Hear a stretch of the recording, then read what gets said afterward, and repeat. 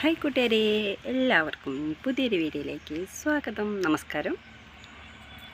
ഇപ്പോൾ ഞാൻ നിങ്ങൾക്ക് മുമ്പിലേക്ക് കൊണ്ടുവരുന്ന ഈ ഒരു വീഡിയോസ് നിങ്ങളെല്ലാം കേട്ടിട്ട് അഭിപ്രായം പറയണേ, കമൻ്റായിട്ട് അറിയിക്കുക.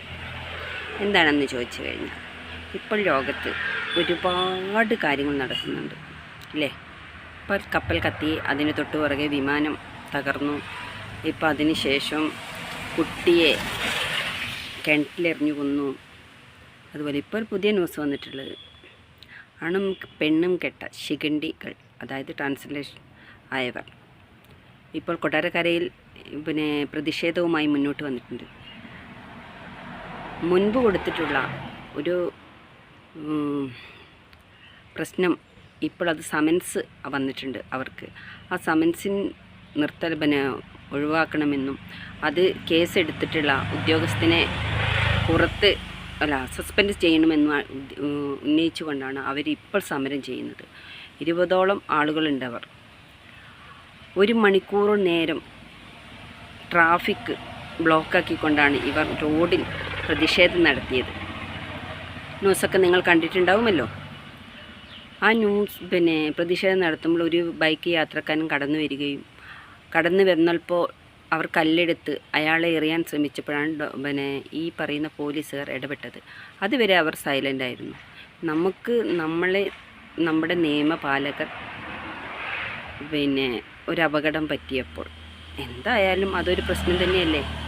അപ്പോൾ ഒരുപാട് പോലീസുകാർക്ക് പരിക്കുകൾ പറ്റുകയും അവർ ഹോസ്പിറ്റലാവുകയും ചെയ്തു. ഇവർ എന്തിനുള്ള പുറപ്പാടാണ്? ഇവർക്ക് എന്താണ് ഇതുകൊണ്ടുള്ള മെച്ചം? ഇതുപോലെ തന്നെയാണ് നമ്മുടെ ഈ സമൂഹത്തിൽ നടക്കുന്ന ഓരോരോ പ്രവൃത്തികളും.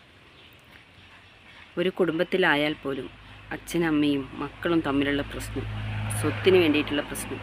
ഇപ്പോൾ പെരുങ്കോട്ടുകരയിൽ നടന്നിട്ടുള്ള പ്രശ്നം തന്നെ എടുത്തിട്ടുണ്ടെങ്കിൽ അറിയാമല്ലോ. അവരുടെ മകൾ രംഗത്ത് വന്നിട്ടുണ്ട്. ഈ പറയുന്ന അരുൺ എന്ന വ്യക്തി അമ്പലത്തിലെ ജീവനക്കാരനല്ല എന്നാണ് മകൾ പറയുന്നത്. അതിലൂടെയുള്ള ഫോൺ സന്ദേശങ്ങൾ പരസ്പരം കൈമാറിയത്.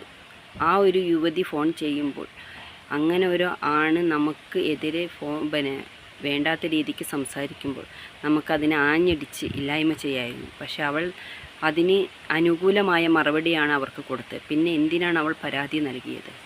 ഇതൊരു കേസ്. ഇങ്ങനെ ഒട്ടനവധി കേസുകളാണ് ഇപ്പോൾ സമൂഹത്തിൽ നടക്കുന്നത്. നമ്മൾ അറിയുന്നതും അറിയപ്പെടാത്തതുമായ കാര്യം. അതിൻ്റെ ഇടയ്ക്ക് പ്രകൃതി ദുരന്തങ്ങൾ ഒരു വഴി. എങ്ങനെയാണ് നമ്മൾ ഈ ലോകത്ത് ജീവിച്ചു പോവുക? എല്ലാവരും ഈ വീഡിയോ കണ്ട് അഭിപ്രായം അറിയിക്കുക. എനിക്ക് അറിയുന്ന രീതിക്ക് മാത്രമേ ഞാൻ സംസാരിച്ചിട്ടുള്ളൂ.